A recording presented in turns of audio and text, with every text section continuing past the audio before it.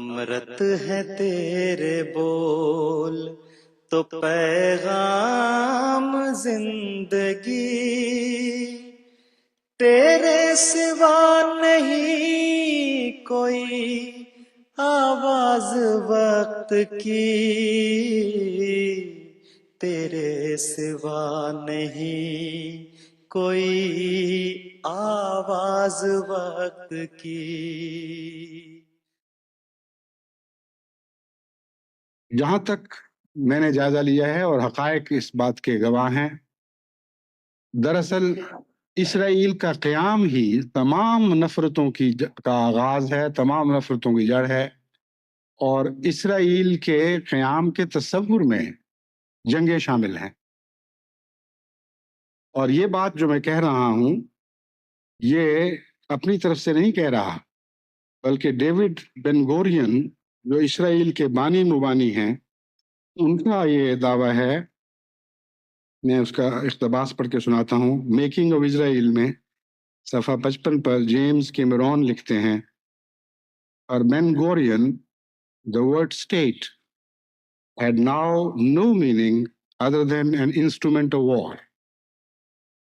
اسرائیل کے حصول کے بعد بن گورین کے تصور میں اب ریاست کے کوئی اور معنی نہیں رہے سوائے جنگ کے۔ I can think of no other meaning now, he said۔ یعنی بن گورین نے یہ کہا، I feel that the wisdom of Israel now is that to wage war, that and nothing else, that and only that۔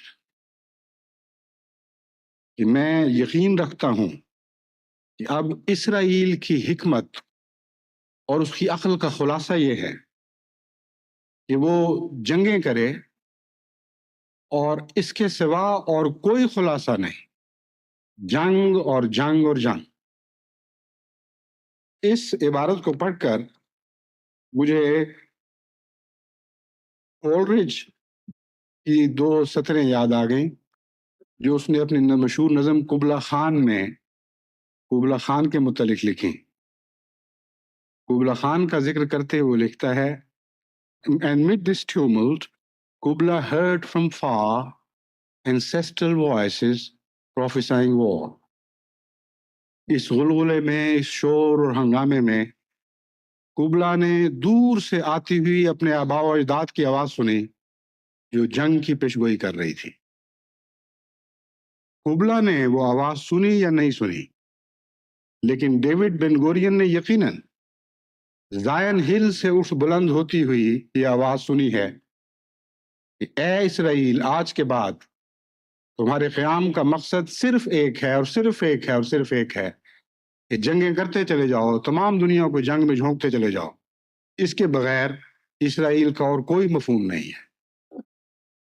بس اس اسرائیل کی تائید میں امریکہ اور اس کے اتحادی اپنے آپ کو خواہ کسی دھوکے میں مبتلا رکھیں،